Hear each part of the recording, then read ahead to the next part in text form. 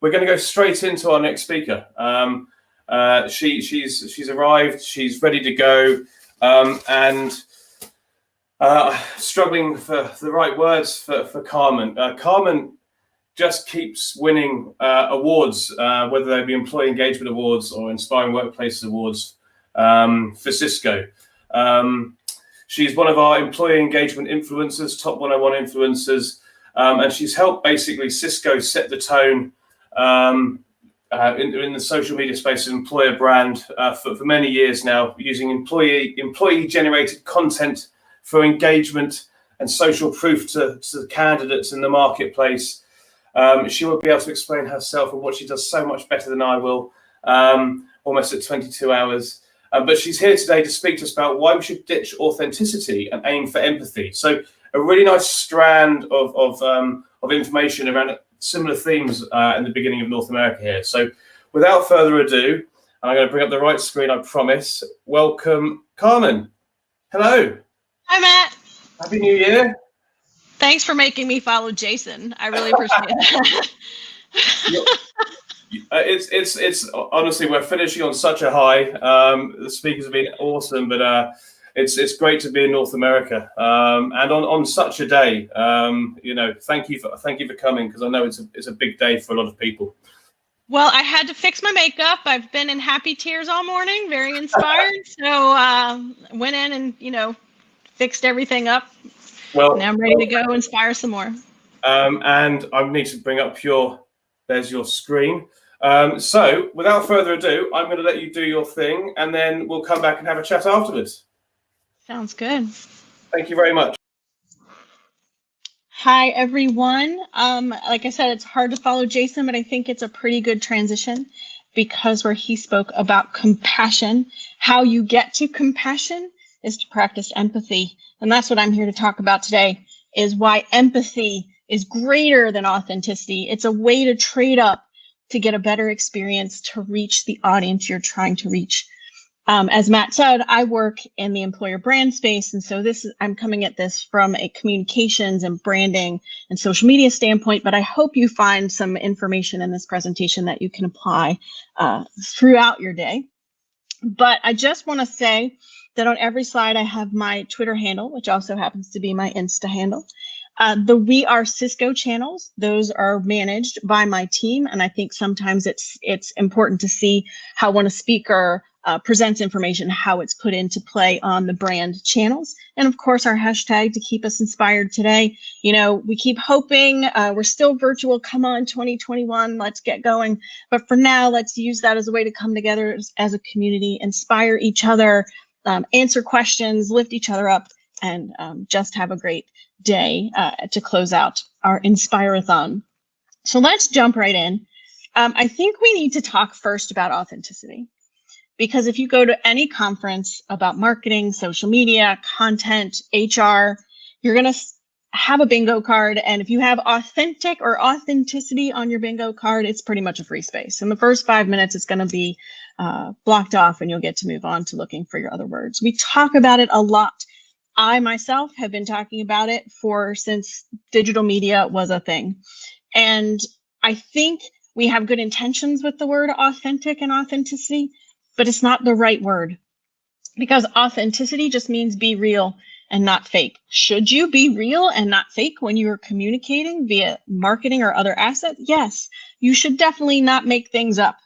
But the word authentic just means that it's real. And that doesn't allow us to focus on the audience. That doesn't allow us to show compassion. It doesn't allow us to show empathy. It's just about being real. It allows us to still focus on what we want to say and how we want to say it, versus thinking about what our audience wants and our audience is looking for from us. And it's not working. We've been talking about it forever and ever and ever, and it's not working, because this study from Stackla about a year ago says that almost all of us as marketers and as communicators and as an employer brand think we're creating authentic content, but guess what? Our audience doesn't think we are. That's a huge disconnect. That's a huge disconnect. Clearly, we're not using the right word to get our points across, because we intend to keep doing what we're doing. 67% of us as marketers and communicators plan to continue to create brand-created content. As Matt mentioned, my team relies on employee-generated content to gather this authentic feel. But again, I don't think authenticity is the word, because 15% of our audience says that this is what they want to see from us, brand-created content. So clearly something is broken. And I have started in this past year doing some research about empathy for a book I'm writing with a colleague of mine. And I really feel like we need to change our terminology. Why? Because people do not like being marketed to. No one likes being marketed to. You know, think about after work, your computer screen is closed, you're looking at YouTube because you need a little brain break, and you're probably watching a cat video because it's the internet. And in this cat video, something really funny is about to happen. You can just tell with this cat that this cat is about to entertain you. And boom, right in the middle of it is an ad. Oh, nope, it's 15-second ad. You can't skip it. You can't go past it. And you're either going to have the reaction where you're going to close that content out, or you're just going to roll your eyes for the next 15 seconds while you wait it out, because that cat is really going to do something funny. No one likes being marketed to. And you may say, but Carmen, we're marketers, we're communicators, we're talking to an audience, whether we officially do it for our job or not. You are right. But there is a way to make a connection to sell a product or sell a service or sell an idea that is different than marketing to someone, and how that feels, and how it feels kind of icky. This is an example which I hope will get us from a transition to what authentic is to what empathy is, and why we don't want to market to people. And I call it show, don't tell. Having written one book and another one in the way, agents will tell you often that you have to show and not just tell your idea. And this is an example of that. If you go on YouTube and do a search for the channel Soul Pancake, great channel, check them out, and then you do Soul Pancake and empathy combined, you will get to this video. But I'm going to walk you through what the video is all about. It's a study they did with 2 focus groups about the power of empathy and the science of empathy. In that first screenshot, you'll see that the first focus group was shown a video. And in that video, they were presented authentic content. You can see a screenshot of it there. There's a piece of data, a statistic that says over 633,000 people can experience homeless on any given night in the United States. And they were shown a 30-second video like this and then interviewed after. A second focus group was shown a video not about the data about homelessness, but a story from a homeless veteran who was explaining what he goes through to find food and shelter, how he's treated, how he's looked at, how he's often ignored on the streets. And then they were interviewed after as well. In that first focus group that were shown the authentic content, they understood that they needed to be paying attention to the homeless issue. They understood that there was something they needed to grasp, but they kept using words like overwhelmed and a lot of information. And the reason is because the human brain scientifically is not wired to understand big numbers. It's why when you say that 400,000 people have died in the US from the COVID pandemic, that's a hard thing to comprehend.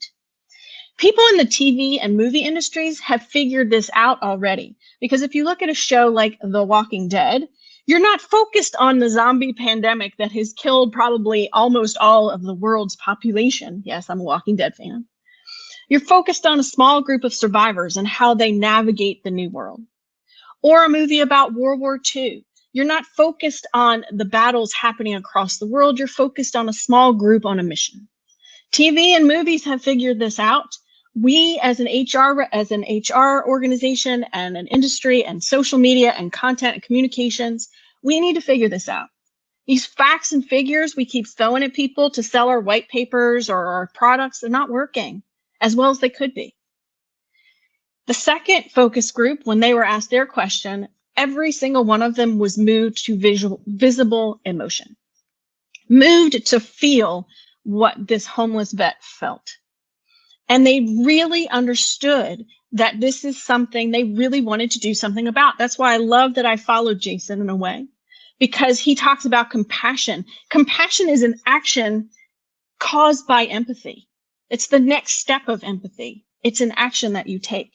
And the focus group, the second focus group, was compelled to take action.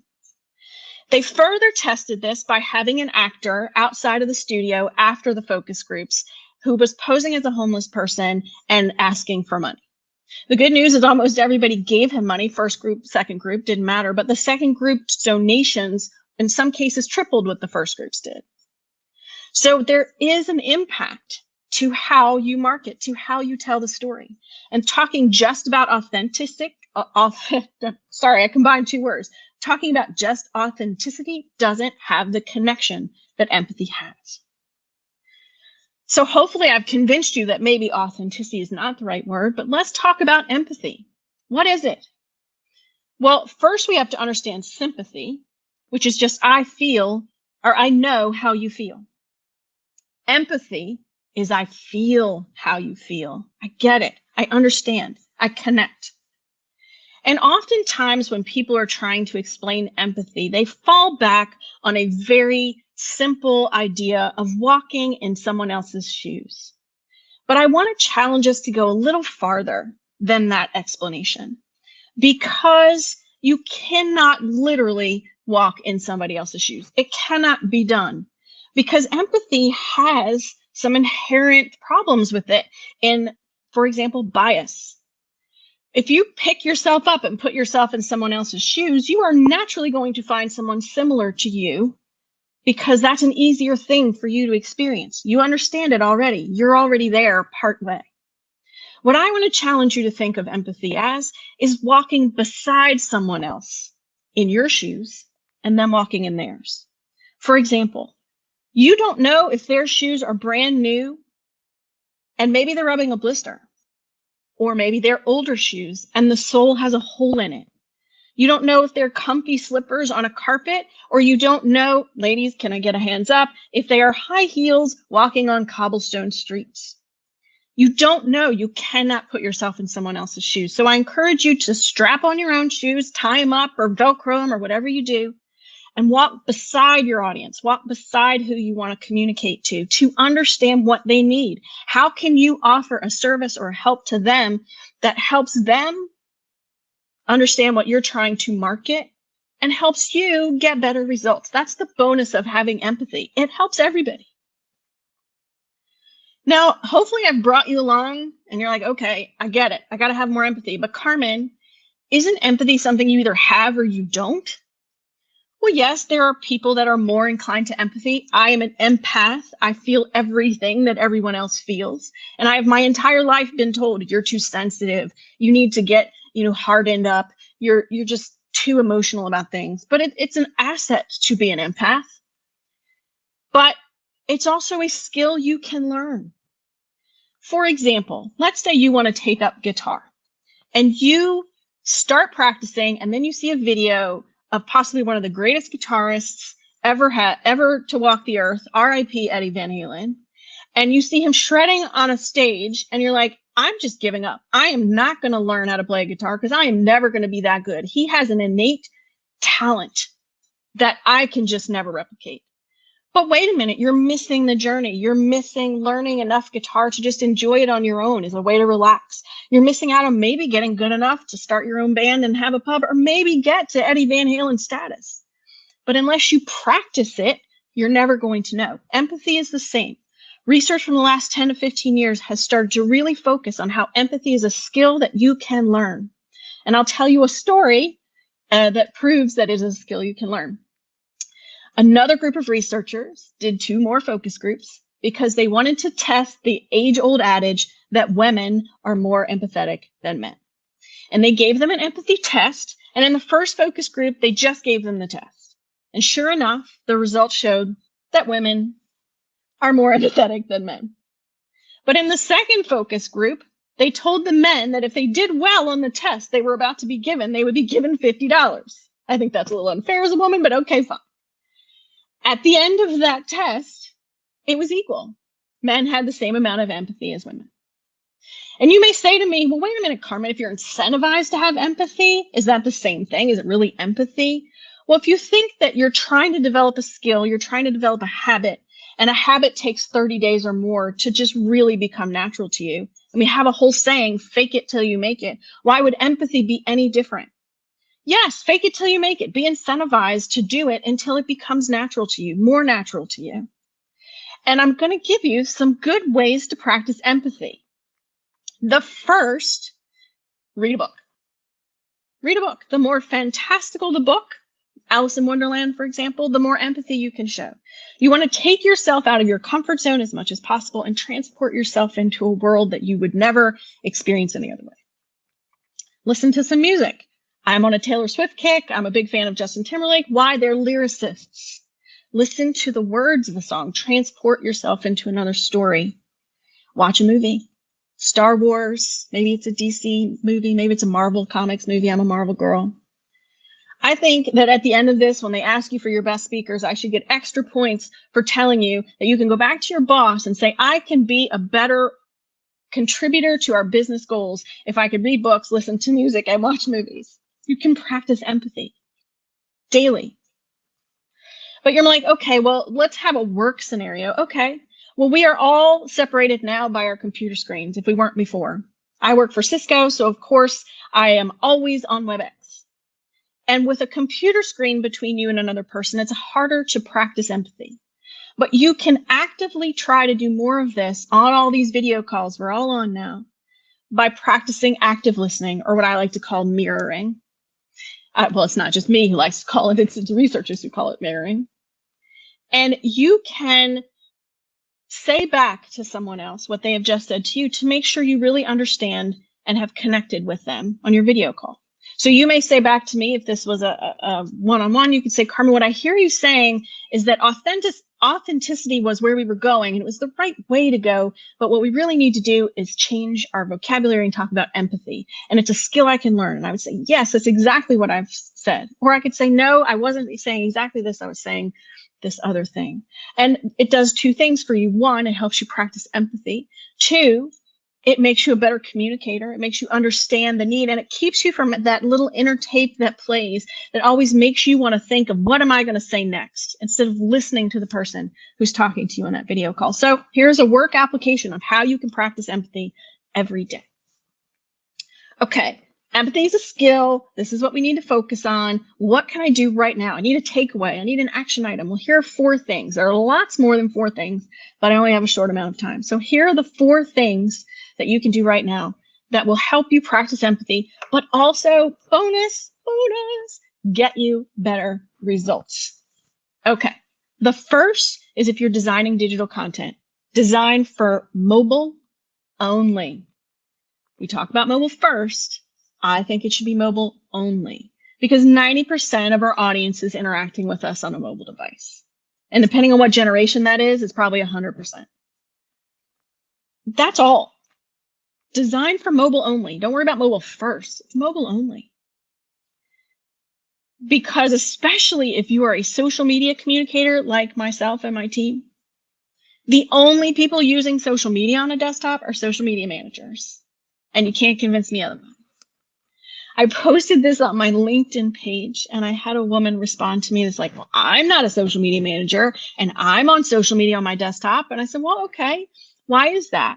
And she said, well, I'm older and I want to know what the young kids are doing. I want to know what the cool hip trends are. I'm like, well, why wouldn't you look on a mobile device? Well, I'm just older and I don't identify with mobile devices as much. They're a little harder for me. So it's easier on my desktop. I'm like, okay, well, you're starting towards the road of empathy. But if you want to know what the younger generations are doing, they don't live in a world without computers. I mean, I remember what it used to sound like when you signed on to AOL, right? They have no idea what that even means. They're interacting on mobile. So if you're not on mobile on your social media feeds, you have no idea what they're looking at or what they're experiencing. For example, this is a screenshot of my Instagram stories. And Instagram stories is a vertical medium because Instagram up until about a year or so ago was mobile only. You couldn't access the app on your desktop. So why are we putting a horizontal image on a mobile phone like this? No one is flipping their screen. And it's a joke, right? As communicators, as marketers, we used to be told, flip that screen over, don't film video vertically. And there's a GIF where a guy comes by and slaps your screen over. But that's not the world we live in anymore. If you're on your mobile, this is our new reality. So stop doing this. People are clicking out of this. I can guarantee you they're clicking out of this Instagram story, and it's hurting your metrics. Designed for mobile only. Here's another example. On Instagram, putting a link in the caption. It's not clickable. No one is trying to cut and paste it. And I can guarantee you that they're not opening their browser and looking and go, okay, 2R, oh shoot, what was the next letter? XS. They're not doing that.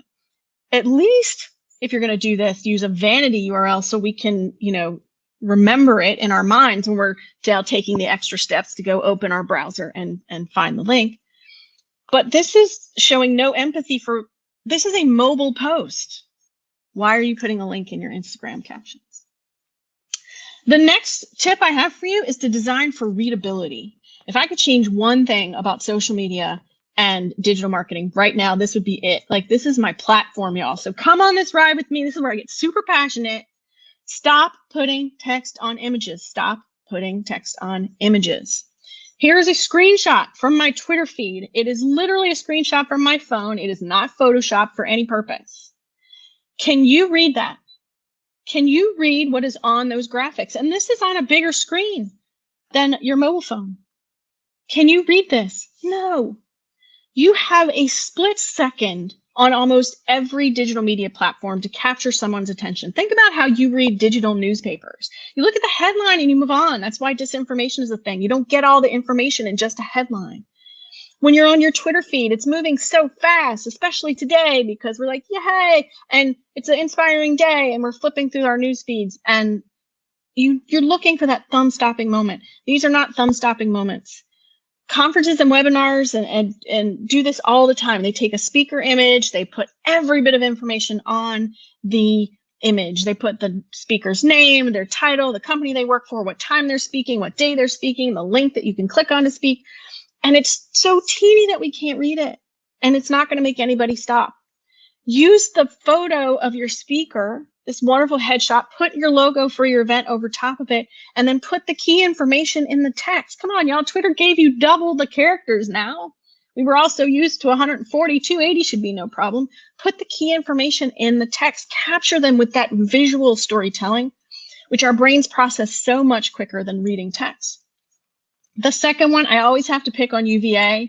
I am a UVA grad, so you only tease the ones you love, but this is a football player at UVA, and the only words I can read on that image are thank you, and I care a lot about UVA, wahoo wah. I stopped on this only because I am really, really passionate about UVA, but people who are not, or aren't even aware, they're scrolling right by this. Stop putting text on images. Design for readability. Now I'm going to sort of transition into my next tip a little bit, which is to design for accessibility, but these are also not accessible. They're not accessible. Over 300 million people are visually impaired. You're leaving out an entire audience for your content. Someone using a screen reader to interact with the internet, that screen reader cannot read text on a flattened image this way. It can't pick it up. It has all it reads is the alt text for the image. So at least try to use alt text. It can't read this image. All it can read is the text. It tells the person who has that visual problem that they need, that there is a graphic there, but it doesn't tell them what's on it. So let me just ease right into my next tip, which is design for accessibility. I could have a whole talk about this. So Matt, invite me back for the next one. We'll talk about accessibility. But one of the easiest things you can do to make your content more accessible, aside from not putting text on graphics, is to use camel case in your hashtags. Camel case, I've demonstrated it here on this slide, is to capitalize the first letter of each word in a hashtag. So if you look at embrace accessibility with camel case and embrace accessibility without camel case, if I am visually impaired and using a screen reader, the screen reader will pause for me when it sees the capital letters. So it will read it like embrace accessibility. If I do not capitalize, it'll read it as embrace accessibility. which I'll get, but it takes me a couple seconds more. And again, we're trying to get a lot of information to people in a little bit of time, and we need to take every opportunity to make it as easy as possible to understand what we're saying. But let's take the accessibility part out of it, and just as people who can see this hashtag, which is easier to read? The first one.